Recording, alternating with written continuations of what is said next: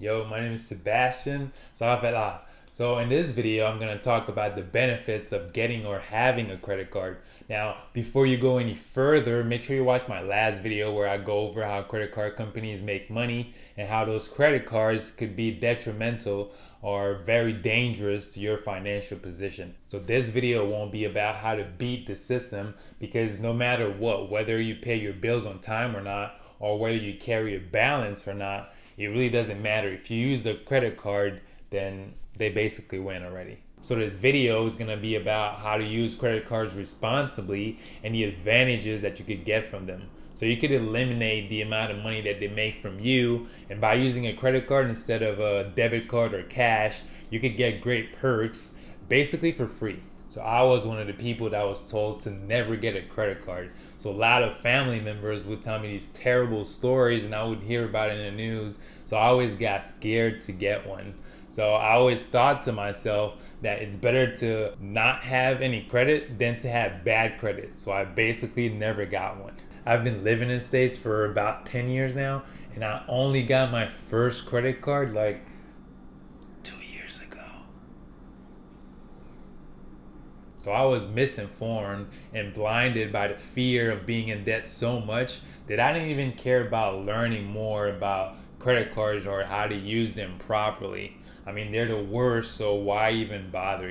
I mean, that's not the case, right? So if you have the information and self-control, then you can understand how the system works and how you can use a credit card responsibly. Now, in my opinion, for most people or for somebody that's just starting out, there are three things or three rules to follow. So number one, no matter what, always pay your bills on time and in full. So set up an alarm or a reminder on your phone, mark it on your calendar, set up automatic payment. So whatever you do, do not ever forget to pay your bills on time, and always pay it in full, so not just the minimum payment, and you won't ever pay any interest and your score will go up. Number two, don't ever spend money that you don't have. So only use your credit card for expenses that you would normally pay for, like grocery bill, gas, subscription service, your phone bill, occasionally going to the movies or to restaurants. Say you wanted to get these $300 shoes, or you wanted to go on a cruise that you couldn't afford with your own money.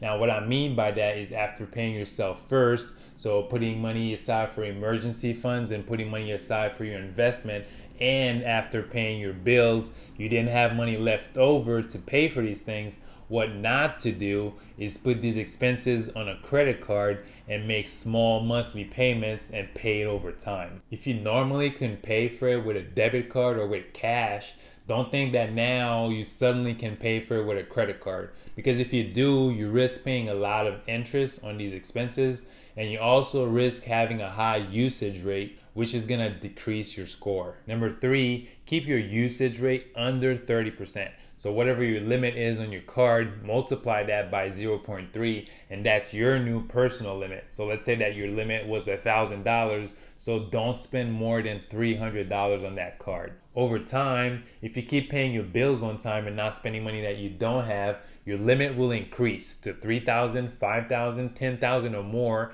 and you'll be able to spend more while still keeping your usage rate under 30%. Once you master these three rules and are disciplined enough to never make these impulse purchases, then you can start doing other things like getting different credit cards to maximize the benefits that you could get from them.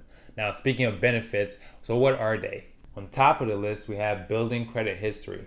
So like I said in my video about credit, it's important to have for all the major decisions that you're going to make. So a credit card could be a great tool to help you increase your score and increase your credit history. Number two, that's sign up bonuses. A lot of cards have certain incentive that they give you in the form of bonuses when you sign up for their cards. Now that could be cash, that could be a certain amount of points that you could redeem for either cash or travel expenses. It could be a certain number of miles. Usually to get those bonuses, you have to spend a specific amount of money in the first couple of months. So for example, on my Chase Freedom card, I got $150 after spending more than $500 in the first 3 months. So I redeemed that to just pay for my bill. So I basically got free money by doing or by spending money on things that I would normally spend money on. On my Chase Sapphire Preferred card, I got 50,000 points after spending more than $4,000 in the first 3 months. Now, I don't spend that much money on my cards by myself. So what I did is I added my girlfriend as an authorized user on my card. So they basically sent her a card that's linked to the same account. With both of us using the card and her paying me her part of the bill, we were able to reach that $4,000 mark and get all the points. Now, 50,000 points, that's equivalent to around $600 that I could redeem and use toward travel expenses.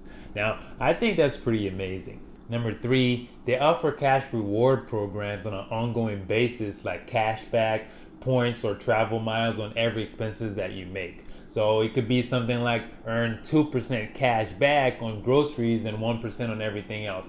Or earn 3 points for every dollar you spent on restaurants or travel expenses and 1 point for every dollar you spent on everything else. These percentages could go up to 5%. But at those rates, you really have to spend a lot of money to earn a decent amount. So for example, you had to spend $20,000 just to get $200 at that 1% rate. Don't fall in a trap of wanting to spend more just so you could earn more cash back, points, or miles. Just keep using the card for your regular purchases and earn something basically for free, however small it might be. Number 4, they have what I group together as perks, and they're not advertised as much as the other ones, but they're really nice to have. Roadside assistance at a discounted rate. Now, some credit card companies can help you out if you run out of gas, or if you have a flat tire, or if your car battery needs a jump, or if your car is in bad shape and it needs to be towed. Now, if your card offered that service, you could just call the number in the back and they'll come and help you out for less money. Rental car or travel insurance. Now, say that you rented a car and they want you to pay for insurance. Now, if you pay for that rental with a credit card that offer insurance coverage, then you could decline that rental's offer. So some credit cards cover up to $50,000 in insurance coverage. If you booked a flight and something happened and you need to cancel or you want to modify your reservation, so a lot of airline companies would charge you a fee for that. So if you book the flight with certain credit cards, then they cover that fee and you don't have to pay for it. Purchase protection or extended warranty on electronics. Now, say that you bought a laptop with your card and it's not working properly. You could return it and have that charge removed from your card, or you could replace it up to a year after the first day that you bought it. If the original warranty was for 3 years, some card can add another year, and some card can even double the warranty. Foreign transaction fees. So if you're abroad and you're using your card, there's a fee associated with using it in a different country, and some credit cards just waive that fee. So if you're somebody that travels a lot, those fees could add up real fast, and not having to pay them is pretty great. And then you got specialty perks. Now, these are perks that you get for using a particular card from a particular store or airline or hotel or whatever. So if you're someone that uses a particular product or service from a company, then you could use their card, and that card could give you awesome discounts from that store, or it could give you free stay at a hotel, or special treatment at an airport, free flights, and even free upgrade to first class. Now, which card should you get?